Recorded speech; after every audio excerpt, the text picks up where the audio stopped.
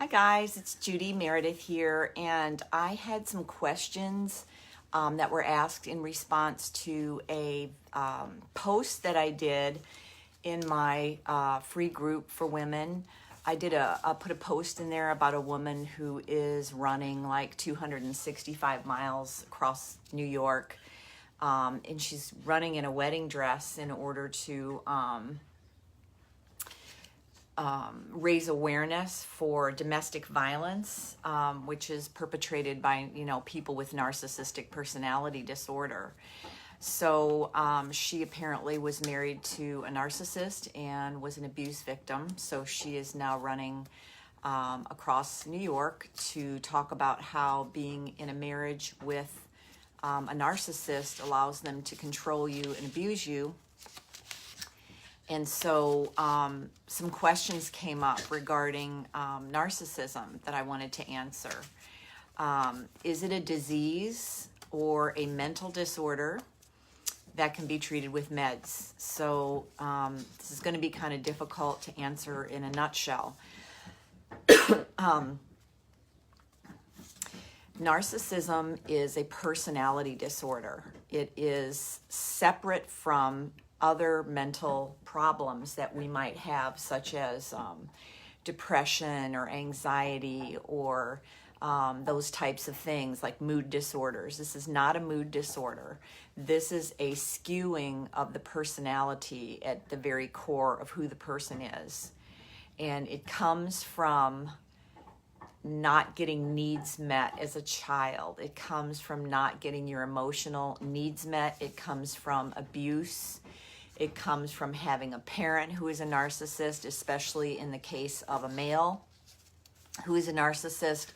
Their father was likely a narcissist, and it gets passed on. It cannot be treated with meds. Medication can alleviate symptoms that the narcissist may have, such as depression or anxiety, but the actual personality disorder cannot be changed with a medication. So what the issue there is, even for them to get treatment for depression or anxiety, they don't present for treatment. They don't come to counseling because they don't see their problem as being about them. They see it as being about everybody else around them. So everyone else has the problem. Everyone else is to blame for the problems.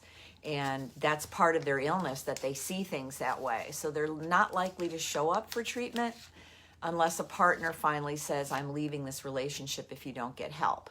And that's when they come. And generally, they just use the treatment to manipulate, again, their victim to say, hey, look, I'm getting help, so now you should stay with me. At the base of narcissism is a deep, deep self-loathing and hatred of the self that gets projected out onto everybody else. So they see all these problems in people around them, and they're so miserable and so sad and they're in so much pain. But to be able to see it as being about themselves is way too threatening. So they project it, which that's a Freudian term. It's a Freudian defense mechanism, just like denial. So they project it onto other people, and they see what's wrong with them in other people. The reason that they continue abusing people is it's an addiction for them. It temporarily makes them feel better. Putting somebody else down, making somebody else feel bad, hurting somebody else. It's like people who cut on themselves to hurt themselves to feel their pain. Narcissists hurt others with their pain. So obviously there's a whole lot more to this. There are different types of narcissists. Some express themselves very overtly and through acts of domestic violence. They are beating people. They are yelling names. They're punching holes in walls. They're screaming. They're shouting. They're scary. And there's a continuum of abuse, with narcissists, and ranging from the really intense, where you really fear for your life, all the way down to, more of a subtle, more covert narcissism. Those people are the ones who just seriously don't show up for their relationships. They're not there for you. They make little snide comments. Their anger is hidden, but you feel it in the relationship with them. They will make jokes that are very demeaning and not funny, and it's a way of hiding their anger through joking that hurt you. And this goes on and on and on until you feel like you are worthless and you become angry, and then you can't be the person you want to be when you're with a narcissist. Obviously, if you're with an overt narcissist, you're in survival mode, so there's no way you can be who you are. And realize all of your potentialities because you're being abused. But if you're with a covert narcissist, your anger starts to build and you start to become this angry person in a relationship with them, and you can't be the person and the loving person and the happy person you were meant to be. And then it feeds the narcissist. So it's working together, and then it really gets going. And then the things the narcissist says about you start to become true. Because you are this angry person, and you are this almost neurotic person trying to survive these mini assaults on yourself all the time. The way that you get into these relationships with a narcissist is because you have a lack of self-love to begin with. You have a lack of self-worth to begin with. And that's what you're doing there. People who have good self-worth are going to get out of these relationships, or the narcissist is going to determine immediately and be able to discern that this is not a person I can control. And so they won't be attracted to that person.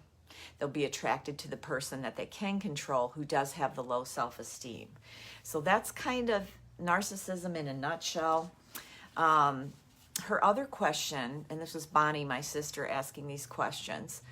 I don't know if you've seen the live that we did on running with my sister and exercise. When you first meet someone, can you tell if they're narcissistic? Yes, you can if you're trained to this. If you are clueless to this and you aren't aware of this and you're lacking that self-worth, that narcissist is going to see that, and they're going to know exactly how to act with you so that you think they're wonderful.